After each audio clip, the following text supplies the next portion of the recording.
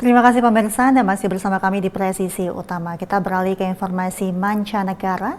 Resmi menerima nominasi Partai Republik mantan Presiden Amerika Serikat Donald Trump untuk pertama kali berbicara di depan publik setelah upaya penembakan terhadap dirinya.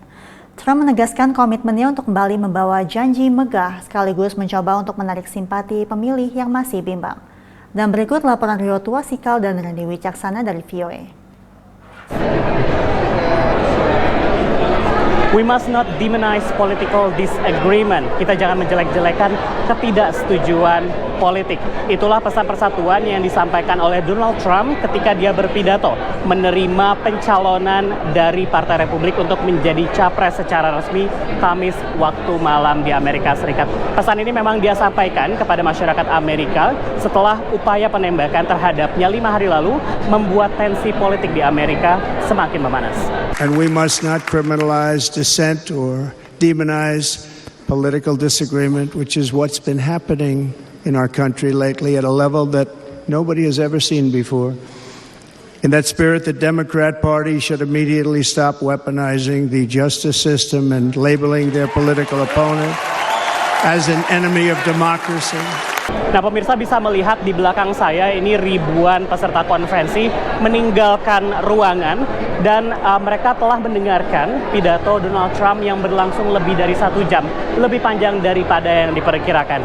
Dan dalam pidatonya tadi dia menggunakan separuh awal pidatonya untuk membahas kejadian penembakan yang dia alami 5 hari sebelumnya. Dia mengatakan dia selamat dari penembakan tersebut atas rahmat Tuhan. Selain itu dia juga memberikan penghormatan kepada salah satu pendukungnya yang hadir di kampanye tersebut dan tewas tertembak. Dan dia meminta peserta konvensi untuk mengheningkan cipta. Selain itu, seperti diperkirakan dia juga menegaskan visi dan slogannya, yakni America First atau dahulukan Amerika, kemudian MAGA atau Make America Great Again atau kembalikan kejayaan Amerika. So tonight, whether you've supported me in the past or not, I hope you will support me in the future because I will bring back the American dream. That's what we're going to do. You don't even hear about the American dream anymore. With great humility, I am asking you to be excited about the future of our country. Be excited. Be excited. Pemirsa, Konvensi Nasional Partai Republik ini telah melalui proses yang panjang dari pemilihan pendahuluan atau primaries di tingkat negara bagian yang dimulai pada bulan Januari. Sementara kubu yang satunya lagi, kubu petahana di pemerintahan, yakni Partai Demokrat, akan menggelar konvensi nasional serupa pada bulan Agustus. Partai ini tengah dilanda perpecahan mengenai apakah Presiden petahana Joe Biden harus tetap maju mewakili Partai Demokrat. Apalagi ada banyak desakan dari sejumlah tokoh dan donor pendukung Partai Demokrat. Terlebih pada hari Rabu waktu Amerika Serikat, Presiden Joe Biden dinyatakan positif COVID saat dia berkampanye. Dari arena Konvensi Nasional Partai Republik di Milwaukee, Wisconsin, Rio Tuasikal, Randy Wicaksana, VOA.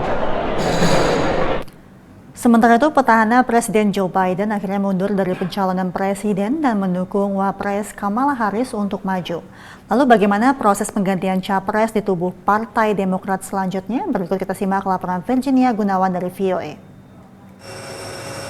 Setelah Partai Republik menyelesaikan konvensi nasionalnya di Milwaukee, giliran Partai Demokrat mulai 19 Agustus mengadakan konvensi nasional partainya di Chicago.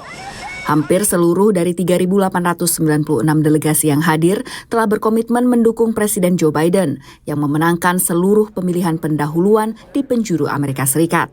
Tapi aturan partai menetapkan pilihan mereka bisa diubah kemudian. There may be some negotiation if Joe Biden were to decide to step aside to say maybe we could at least encourage or endorse or try to set in place a way that Vice President Harris might be the nominee, but there's not an absolute guarantee or legal way for him to switch his support to her. Sebagai wapres yang juga pengganti presiden bila berhalangan tetap, Kamala Harris menjadi opsi terkuat. Survei kantor berita Associated Press bersama dengan NORC at the University of Chicago menunjukkan 58% pendukung Partai Demokrat, partai dari Joe Biden, menilai Kamala Harris adalah sosok yang tepat untuk menjadi presiden.